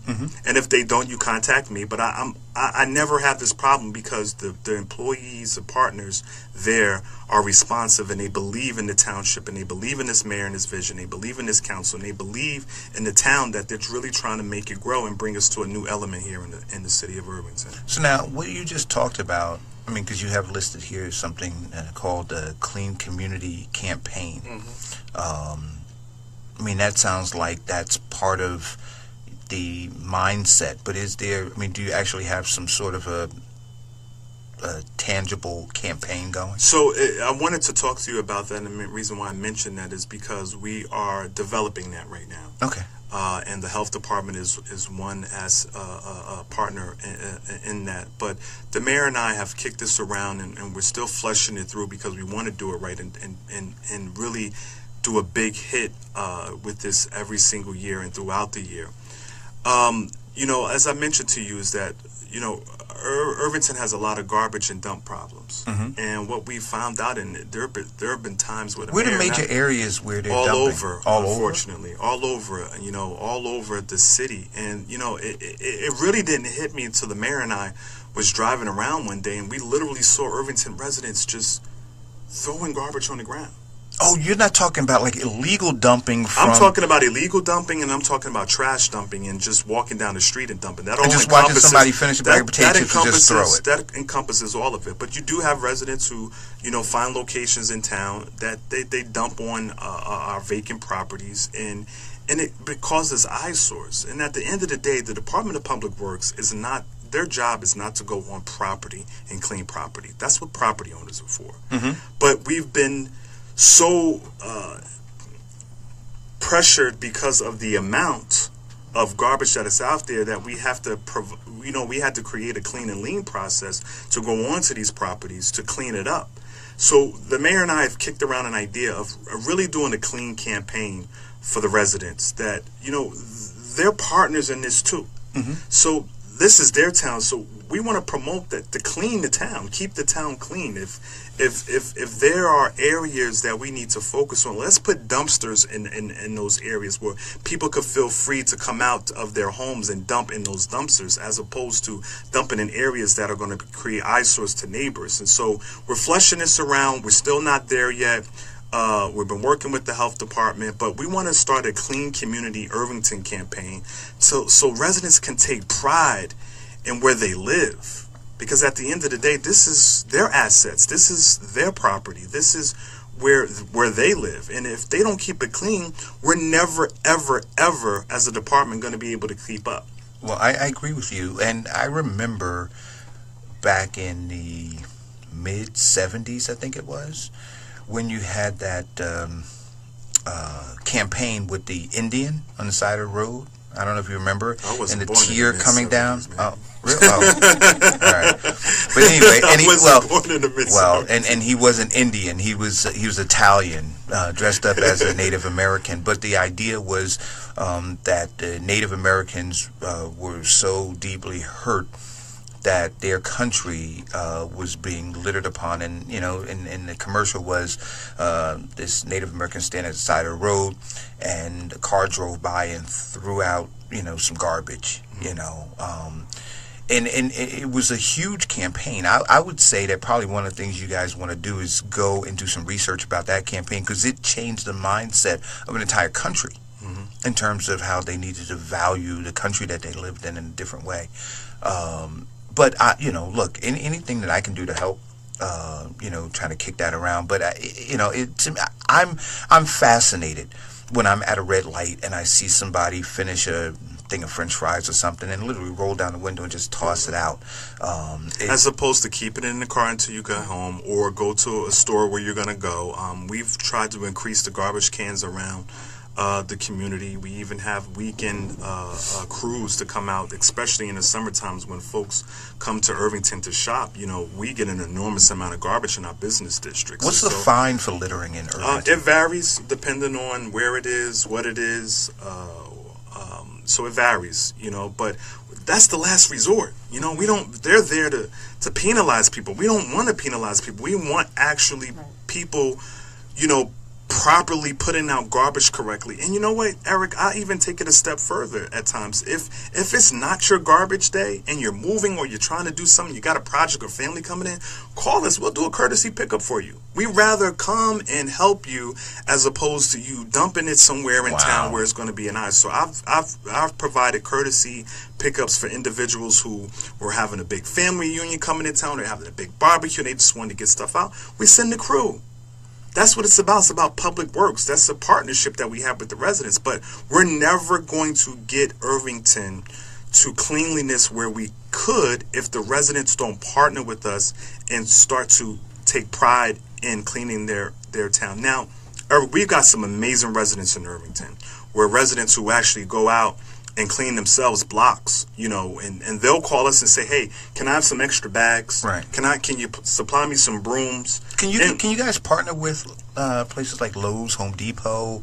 I know they do community partnerships to give shovels and rakes and brooms and things like that. Absolutely, and we're going to do that with Comcast in the future, because Comcast has a Clean Comcast Day, and we've done it in Roselle when I was the mayor. We had a great, fantastic cleanup day, and we're going to do that here in Irvington. But the first part is we got to get residents to first take pride in the community that they live in, all right? and to start to help us clean up the town. If you have disposed items, put them out properly. If you need us to come and pick up, garbage, and you're having stuff and you want it clean, we'll do a courtesy pickup for you. We want to work with the residents. We're there for the residents, but we want to get Irvington to a very clean and safe community. And the police department's done an excellent job with our crime and decreasing it. We just need the other element of just really, really keeping the town clean. And that's what goes back to actually what we were talking about a little earlier with regards to pest management. Right? Because it's important to contain your garbage, utilize the services associated with DPW so that we all can work together in reducing the population. If individuals are littering, if they're dumping, then it just, again, it impacts the accessibility to food and things that make the rodent population flourish. I mean, I think that, a simple public service announcement that could be aired. I see when the mayor puts his videos up of the great work you guys are doing, they get a tremendous number of views and shares and likes and all those things. And you got your camera guy here, so, a nice public service announcement that connects the all of this, right? The lack of cleanliness to disease and other kinds of things. And then outside of that, I mean, we could talk about the health impact, but then we can also talk about the impact on the community in terms of home ownership and, folks wanting to move. I mean, I know that if I was looking to buy a home and I drove through a neighborhood and I saw filth, that might not be my first choice of, to take up residence, right? So if and when folks, but it's all connected. It is. When you talk about people in the community talk about their taxes. They want their taxes lowered. Well, in order to get them lowered, you need to get more homeowners in, right? You need to get more businesses. You need to get more businesses in. And the mayor's made that very clear, Eric. And if you're not right, so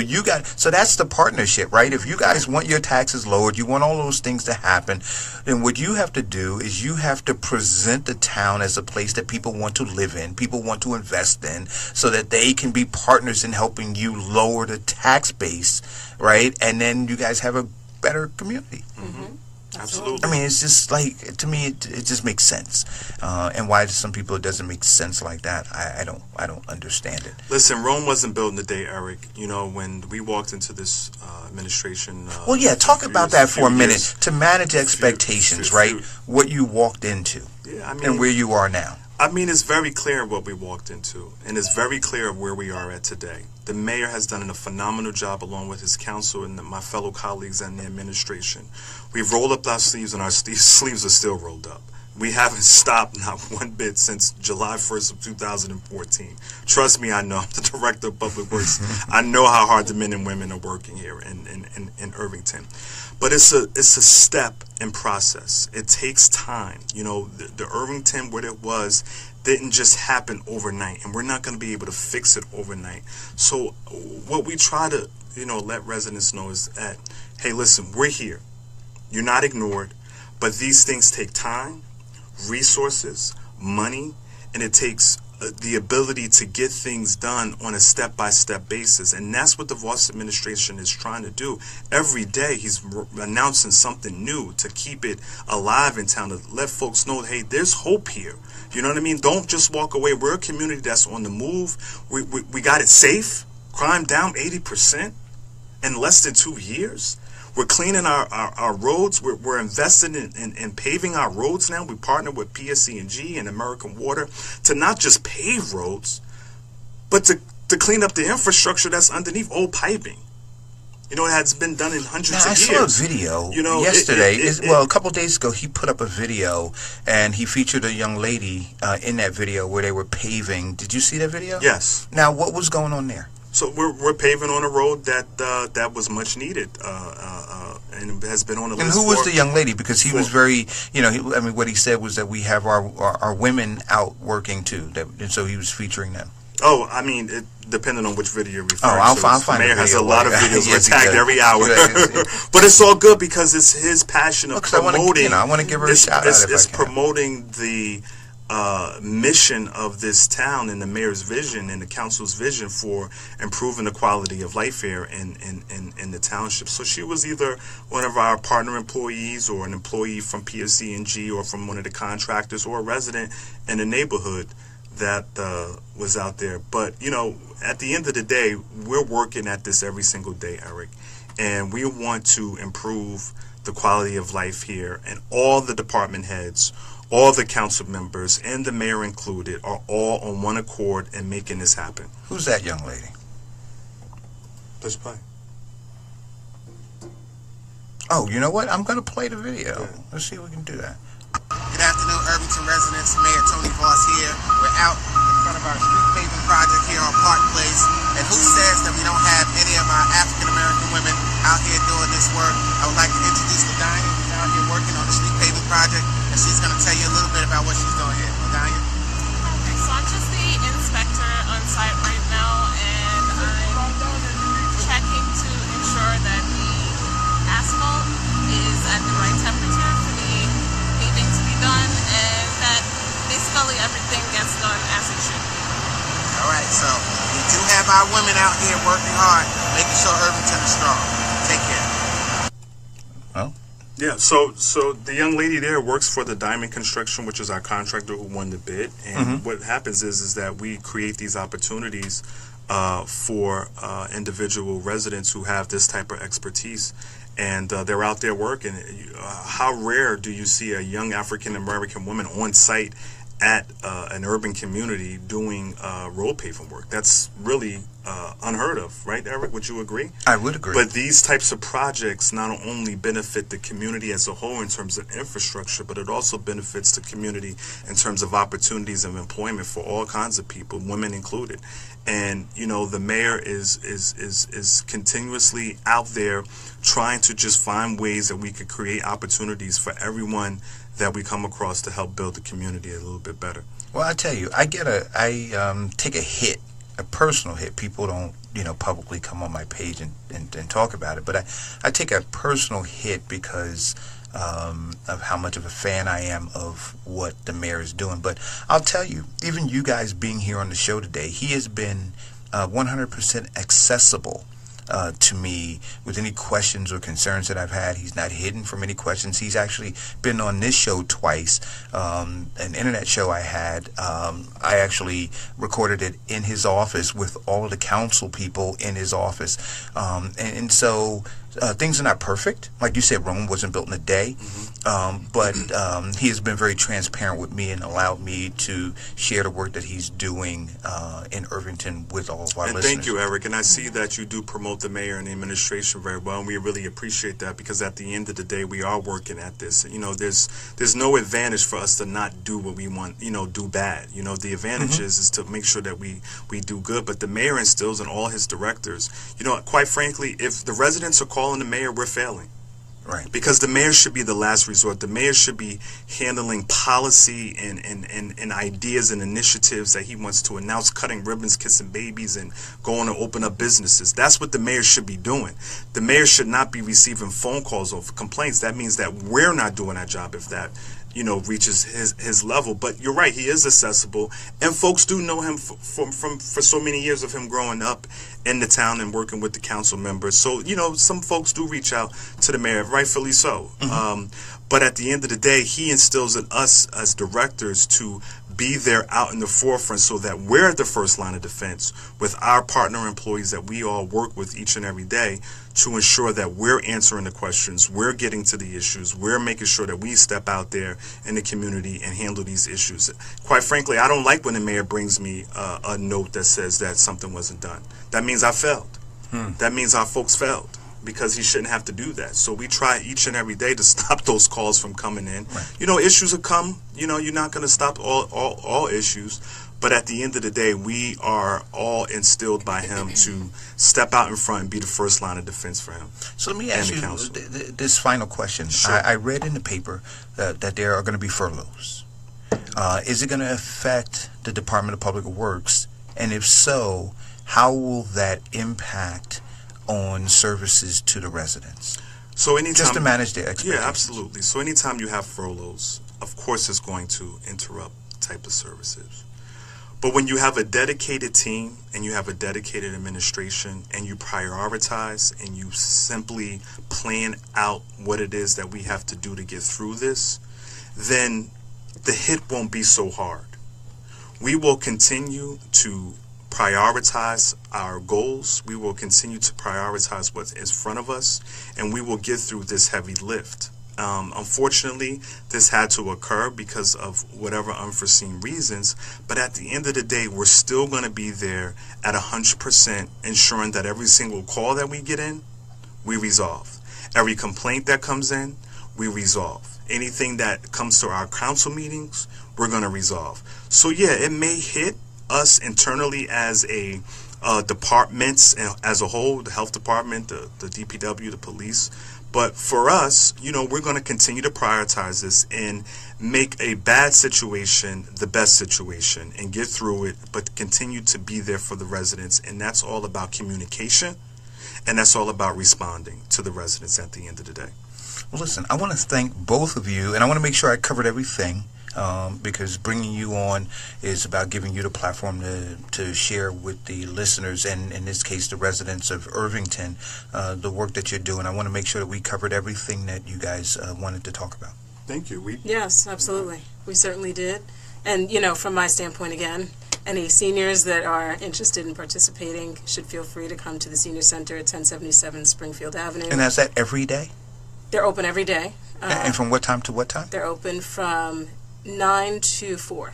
Now, I remember being down there and I saw buses. So do you bus them if they don't have their own transportation? Yes, members of the Senior Center are eligible to be picked up and brought to the Senior Center, as well as to be transported to any of our facilitated events. Now, talk to me about some of the activities, because I was there one day. And I actually interrupted a meditation thing that was going on, and they politely told me that I to shut up. So that's what they did. But talk about the things that go on there. They have their specific game days. They have exercise classes. Like I mentioned, they have overnight trips. They travel to Broadway. Today they're actually at the circus. So they do quite a bit. So again, everybody is certainly welcome. If you're a resident of Irvington, you're certainly welcome to come. If you're a resident and you have any health-related questions or concerns, you can also feel free to contact the health department directly at 973-416-7760. And so what kind of, when you say health, because you may get a bunch of phone calls now, you say health problems, what kind of health problems are you guys equipped to be able to help them with? Health-related concerns. If you have any questions regarding lead, we have a childhood lead poisoning prevention program. So that's something. I want to talk to you about that whole, because you had in your talking points to talk about lead. We got about 5 or so minutes. Let's talk a little bit about that, because again, it's a health issue, but a lot of the kids, and I kind of look at it all, and I always circle it back to school to some extent, that we have kids who are exposed to lead, and you don't know it, and they're in class and they're trying to learn at a rate, or we expect them to have a certain capacity to learn that they may not have because they are dealing with exposure to lead. Yes, so we offer free lead testing within the health department. Really everybody, adults included, are exposed to certain degrees of lead. So everyone has been exposed. Of course, the goal is to limit that exposure. Mainly through paint still? In Irvington, yes, mainly through paint. So our childhood lead poisoning program really does focus on lead exposure or lead-based hazards as they are related to lead paint. And so they don't sell lead paint anymore, right? Right. So we're talking about older homes Exactly. with chipping and all those kinds of things. So if you move into an older home, do you have within the township the ability, if somebody called and they moved into a home that they believe might have lead paint, for them to be able to test that? Well, we can guide them appropriately. Okay. The state supports our existing program and allows us to intervene when there is documented information related to a certain blood lead level of children, and that's when we are able to go in, but we certainly have a lot of information and resources that we can provide to the residents if they do have a question about it, so they can certainly call the health department and we'll help them. And we spend a lot of time in our communities talking about lead, but we don't spend a lot of time talking about mold. Right? So do you guys have the capacity within your department to work with people who may have identified mold issues? We work with some of the residents, but also we work with the housing department, and they also have the capacity through their inspectors to investigate as well as provide additional information about how to appropriately address it. Because I'm going to tell you, if you see these little black dots that you know is mold, it can be very, very dangerous, mold spores, and so you guys want to get that checked out as quickly as you can. So these are all health things that you need to be focused on. So healthy eating, I love the garden idea that you guys are working on, but all these other issues are equally important. So I want to thank you guys for joining me today. Taking the time out. And Doc, I'm going to lean on you once you get your stuff going on here in New Jersey, or maybe even before, to be a contributor to Health and Wellness Wednesday. I think that, it could benefit not only the residents of Irvington, but any of the other listeners who might be able to take some valuable jewels from it. Absolutely. Excellent. Well, Mr. Holley, thank you so much. Thank you. And Dr. Griffith, I appreciate you as well. Thank you. So listen, guys, I hope you got something out of this. Residents of Irvington, you've got departments, and you got a mayor who's working really hard, but they need partners. They need you guys in the community, not just sitting on your hands, but actually being actively involved in it. And for you guys, I'm going to tell you, who are in some of the other townships, if you feel like you're not getting that kind of love, well, you see the kind of love you can have, and pitch in, get involved, call your municipality as well. I always say that all politics, all things are local, and so in as much as at the beginning of the show, Osman and I talked about what's happening with Donald Trump, and I had to look at the Facebook posts and the memes about James Comey and all those things. Those things are happening in Washington, and the impact on us in our community won't be felt that much, right? But what will be felt is our apathy in getting involved in what we can get involved in on a neighborhood level. And so part of what this show is about is bridging the gap and providing you guys with information from folks who sit in these positions down in town hall, and so that you guys can understand how to better work with them to improve your community. So I hope you guys got something out of it.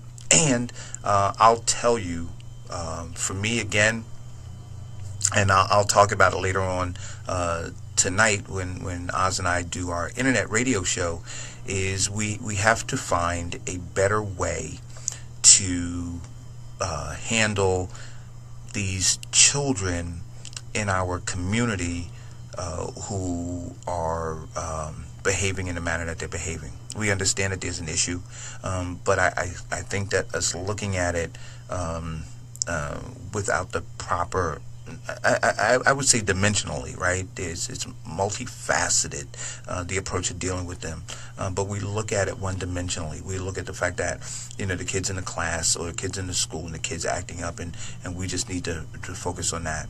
But I think that we need to do a better job of focusing more holistically on the child. And some of that, somebody asked me yesterday, said, well, Eric, you can't replace a parent who may be absent in that case, and I kind of disagree with that. I think that's when you rely on the ecumenical community, you rely on the greater community at whole. We say these words that it takes a village to raise a child, but oftentimes we don't live them, and I think that it's important that we begin to live those words and realize that when we don't, when the village abandons the child, hey, Councilman Ted Green, how you doing, man? We got to get you on the show. Got to book you on the show. Call me today, and we'll try to book you for next week. See if we can get you on. But when we fall down on that job of being a community that wraps our arms around these children, we wind up looking at posts like the one I posted yesterday, where kids are having fights in elementary school, and their desire is to stomp on somebody's head. But as Minister Ellis said, when they see violence, they become violent, and so we have to be better at dealing with that. But for now, listen, I want to say this is Eric Dawson. I was happy to have Director Jamel Holley on and Dr. Griffith, and I look forward to having them back again soon. But for now, this is Eric. I'm out. This has been the Eric Dawson Radio Show. It's not just about Eric's opinion. It's about understanding what's really going on. Tune in Monday through Friday, 10 o'clock a.m. Just continuing to talk about what elected leadership isn't doing without talking about the people who elected the elected leadership and what they're not doing to hold them accountable and or replace them. I think that I'd be doing you a disservice. Right here on 94.3 FM. Splash Radio. Yes, y'all, and you don't stop. May I be the first to Splash Radio. It's 94.3. Reggae. Dance Hall.